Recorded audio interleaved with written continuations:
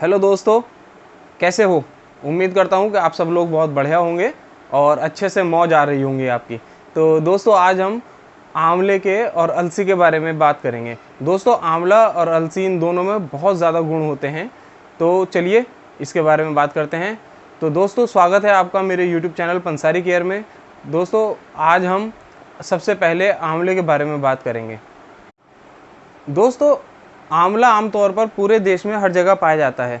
हमारे यहाँ हर जगह आंवला मिलता है और कहीं कहीं आंवले की खेती भी होती है। तो दोस्तों, आंवले जो है होता है वो दो तरह का होता है। एक वन्य आंवला, यानी जो जंगली आंवला होता है, यानी कुदरती तौर पर वो उग जाता है, उसे उगाया नहीं जाता है। दूसरा होता है ग्राम्य आंवला, यानी हम उसे दूसरी भाषा में देसी आंवला भी बोल सकते हैं। ये आंवला वो होता है जिसकी हम खेती करते हैं या अपने घर में पेड़ लगा लेते हैं आंवले का, तो इस तरह से उसे उगाया जाता है। दोस्तों, जो जंगली आंवला होता है वो थोड़ा छोटा होता है साइज़ में और बहुत टाइट होता है, कठोर होता है। और जो ग्राम्य आंवला होता है, यानी देशी आंवला जो होता है, वो सॉफ्ट होता है, गूदेदार होता है, रसीला होता है और जंगली आंवले के मुकाबले साइज़ में बड़ा होता है। तो अब आंवले के हम बहुत सारे फ़ायदों के बारे में बात करेंगे, लेकिन मैं सबसे पहले आपको ये बता दूं कि आयुर्वेद में आंवले को कुदरत के द्वारा दिया गया बहुत बड़ा तोहफा बोलते हैं। आंवला हमारे सर के बाल से लेकर के पैर के नाखून तक फ़ायदा पहुंचाता है। दोस्तों, आंवले के पेड़ की सारी चीज़ें हम इस्तेमाल कर सकते हैं। जैसे आंवले का पत्ता भी इस्तेमाल में आता है, आंवला खुद इस्तेमाल में आता है, आंवले की छाल भी इस्तेमाल में आती है, आंवले की जड़ भी इस्तेमाल में आती है। आंवले का फल खाने में खट्टा लगता है, जिसका कारण आंवले में मौजूद उसके एसिटिक गुण होते हैं।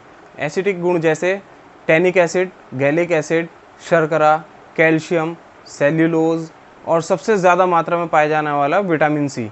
दोस्तों, आंवले का फल सूखने के बाद भी अपने विटामिन सी को नहीं खोता है, उसमें बराबर विटामिन सी रहता है और इसका फल 20 ग्राम से लेकर 50 ग्राम तक का होता है। तो दोस्तों, अब हम बात करते हैं आंवले के फ़ायदों के बारे में, यानी छोटी छोटी चीज़ों में हम आंवले को कैसे इस्तेमाल कर सकते हैं। लेकिन ये सब जानने से पहले दोस्तों, मैं आपसे रिक्वेस्ट करता हूँ कि आप प्लीज़ मेरे चैनल को सब्सक्राइब कीजिए, मेरी वीडियो को लाइक और शेयर कीजिए और बेल आइकॉन को क्लिक कर दीजिएगा, जिससे आपको आने वाली वीडियो के नोटिफिकेशन टाइम टू टाइम मिलते रहें। दोस्तों, मैं उम्मीद करता हूँ कि आपने मेरे चैनल को सब्सक्राइब कर दिया होगा और मेरी वीडियो को लाइक भी कर दिया होगा। तो दोस्तों, हमारा शरीर 3 चीज़ों पर चलता है। पहला वात, और दूसरा पित्त और तीसरा कफ। दोस्तों, इन तीनों के द्वारा ही हमारा शरीर सही चलता है और इन तीनों के द्वारा ही हमारा शरीर बीमारियों के घेरे में आ जाता है। अगर हमारे शरीर में इन तीनों प्रकृति में से किसी भी एक चीज़ में बढ़ोतरी हो जाती है तो हमें बीमारी हो जाती है। तो दोस्तों, ये आंवला जो होता है इन तीनों चीज़ों को संतुलित रखने में बहुत सहायता करता है। अगर हम आंवला खाते हैं, रोज़ाना हम 1 आंवला या 2 आंवले का उपयोग करते हैं, तो हमारा वात, पित्त और कफ तीनों चीज़ें धीरे धीरे होकर के संतुलित हो जाएंगी और हमें बीमारियां आनी बंद हो जाएगी। वैसे दोस्तों, ये हमें मानसिक दुर्बलता में भी काम आता है। जो दिमागी तौर पर कमज़ोर होते हैं वो भी इसको खा सकते हैं। आँखों की रोशनी ये बढ़ाता है। हमारे पेट में जितनी भी तरह की बीमारियां होती हैं या हमारे यकृत में कोई विकार होता है तो ये उसमें भी फ़ायदा पहुंचाता है। हमारी कमज़ोरी को भी दूर करता है। जिन लोगों की आँखों के आगे अंधेरा आता है ये उसे भी दूर करता है और दिल के रोगों के मरीज़ के लिए भी ये बहुत फ़ायदेमंद होता है। और साथ साथ हमारे रक्त में जितने भी विकार होते हैं, हमारे रक्त में जितनी भी गंदगियाँ होती हैं, उन सब के शुद्धिकरण में भी आंवले का उपयोग किया जाता है। दोस्तों, जो लोग आंवले का बना हुआ च्यवनप्राश खाते हैं उन लोगों का मेधा, स्मरण शक्ति यानी याद करने की ताकत, शारीरिक सुंदरता और इम्यूनिटी सिस्टम और आयु में वृद्धि, मैथुन करने की ताकत और जठर अग्नि में बहुत ज़्यादा बढ़ोतरी हो जाती है। दोस्तों, आंवले का बना हुआ च्यवनप्राश हमें ज़रूर खाना चाहिए।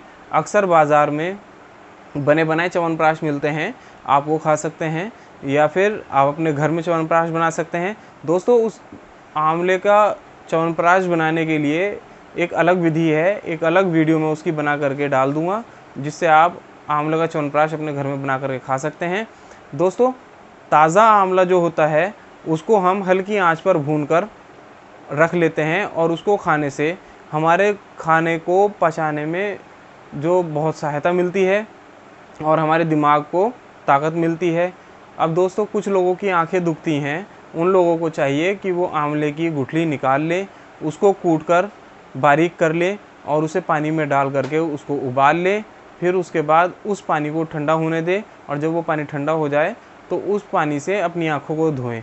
दोस्तों मैं शर्तिया बोलता हूँ कि आपकी आँखों के दुखने की समस्या पूरी तरह से ठीक हो जाएगी। दोस्तों ये तो थे आंवले के फ़ायदे कि हम आंवले से क्या क्या कर सकते हैं और किस किस तरह से हम नुस्खे के तौर पर इस्तेमाल कर सकते हैं। वैसे तो दोस्तों ये हमारे शरीर के लिए पूरी तरह से फ़ायदेमंद है। एक आंवला, कम से कम एक आंवला हमें रोज़ खाना चाहिए। और दोस्तों वैसे ये हर तरह के नुस्खे में इस्तेमाल होता है, लेकिन सारे नुस्खों के बारे में बताना यहाँ मुमकिन नहीं है। तो इसीलिए आने वाले समय में मैं आपको धीरे धीरे आंवले के और भी चीज़ें बताता रहूँगा और भी नुस्खों के बारे में बताता रहूँगा। तो दोस्तों अब हम अपने दूसरे सेगमेंट की तरफ चलते हैं। जो दूसरी चीज़ है वो है अलसी। दोस्तों देखने में यह चपटी होती है, बारीक होती है और ऐसी होती है जैसे खरबूजे का बीज होता है ना, इस तरह से होती है, लेकिन खरबूजे के बीज से थोड़े छोटे होता है और देखने में चमकदार होती है। और ये हमारे शरीर की कमज़ोरी को दूर करती है, हमारी इंद्रियों को ताकत देती है, रोग प्रतिरोधक क्षमता बढ़ाती है और किसी भी रोग से हुई कमज़ोरी, जैसे हमें कोई रोग हो जाता है और वो ठीक होता है, उसके बाद हमें वो कमज़ोरी रह जाती है, तो ये उसको भी दूर करता है। दोस्तों इसको हम बहुत तरह से खा सकते हैं। आमतौर पर पहले लोग अलसी भी खाते थे और अलसी का तेल भी यूज़ करते थे।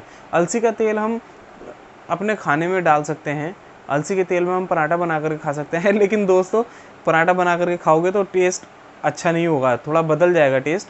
तो आप ये ना सोचें कि कैसा लग रहा है। आप अपने खाने में 1 चम्मच अलसी का तेल डालें, वो खा के देखें, अगर आपको पसंद आता है तो खाते रहें। जैसे देसी घी डालते हैं ना, उसी तरह से हम डाल सकते हैं। बाकी आपको अलसी खानी है तो अलसी खाने के लिए आपको अलसी को एक बार भून लें और उसको आप बारीक पाउडर बना लें और सुबह शाम दूध के साथ या ताज़े पानी के साथ आप इसका सेवन कर सकते हो। तो आपको बहुत फ़ायदा मिलेगा, आपकी स्किन को भी फ़ायदा मिलेगा, आपके जो मुहासे होते हैं वो उसको फ़ायदा मिलेगा और बदलते मौसम में जो आपको बुखार आ जाता है वो भी नहीं आएगा। और ये पूरी तरह से हमारी रोग प्रतिरोधक क्षमता को बहुत अच्छे से इम्प्रूव करता है। दोस्तों जब हमारे शरीर के किसी अंग में मोच आ जाती है या झटका आ जाता है या हमारे किसी शरीर के किसी अंग के जोड़ों में दर्द होने लगता है, तो तब हमें अलसी को बारीक पीस कर उसका लेप बना लें और उस अंग पर लगा लें और फिर उसके बाद उस पर एरंड का पत्ता यानी अरंडी का पत्ता लगा लें और उसको ऊपर से पट्टी बांध लें। दोस्तों ये हमें 8 से 10 घंटे तक बांध के रखनी होती है और जब हम इसको खोलते हैं तो आप देखना कि आपका दर्द लगभग ख़त्म हो जाएगा। और अगर इसके बाद भी दर्द रहता है तो इसी पट्टी को आप दोबारा बांध लें, दोबारा नया लेप बनाएं, नया अरंडी का पत्ता लें और आप उसको अपने अंग पर बांधें और ऊपर वाले ने चाहा तो आपको बहुत फ़ायदा मिलेगा। दोस्तों यदि किसी के जले का घाव है या किसी का ताज़ा जल गया है तो उसके लिए हमें अलसी का कैसे उपयोग करना है ये मैं आपको बता देता हूँ। आपको सबसे पहले अलसी का तेल लेना है और चूने का निथरा हुआ पानी लेना है। चूने का निथरा हुआ पानी मैं आपको बताता हूँ कैसा होता है। आप एक बड़ा बर्तन लें जिसमें 10 से 15 लीटर पानी आ जाए, उसमें 1 किलो या 2 किलो चूना उसके अंदर आप डाल दें और उसमें फिर उसके बाद पानी भर दें। तो दोस्तों ये करने के बाद आपको उससे दूर हो जाना है, क्योंकि चूना जो है पानी से क्रिया करके फटता है और वो पानी को उबालता है, बुलबुले उठते हैं और पानी बहुत गर्म हो जाता है। जिस बर्तन में आप चूना पानी रखेंगे वो भी गर्म हो जाएगा, तो ध्यान रहे कि वो बर्तन लोहे का हो। तो फिर उसके बाद दोस्तों जब वो सारी रात रखा रहता है तो पानी ठंडा हो जाता है। फिर हम उस ऊपर के पानी को किसी भी बर्तन से, छोटे बर्तन से हम निकाल लेते हैं, तो वो चूने का निथरा हुआ पानी होता है। दोस्तों इस पानी में कैल्शियम बहुत अच्छी मात्रा में होता है। तो हमें अलसी का तेल और चूने का निथरा हुआ पानी बराबर मात्रा में लेना है, किसी बर्तन में करके उसे बहुत अच्छे से फेंट लेना है और जब वो लुगदी जैसा यानी पेस्ट जैसा हो जाएगा तब हमें जले के घाव पर उसे लगा देना है। जले का घाव तुरंत भर कर सूखने लगेगा और जले हुए घाव को आराम मिलता चला जाएगा। तो दोस्तों मेरे द्वारा दी गई जानकारी अगर आपको पसंद आई हो तो प्लीज़ मेरी वीडियो को लाइक कीजिए, मेरे चैनल को सब्सक्राइब कीजिए और बेल आइकॉन को क्लिक कीजिए, जिससे मेरी आने वाली वीडियोस आपको मिलती रहें। और दोस्तों, मेरी ये वीडियो आप अपने किसी भी दोस्तों के साथ शेयर कीजिए, जिससे उनको कुछ फ़ायदा पहुंच सके। धन्यवाद।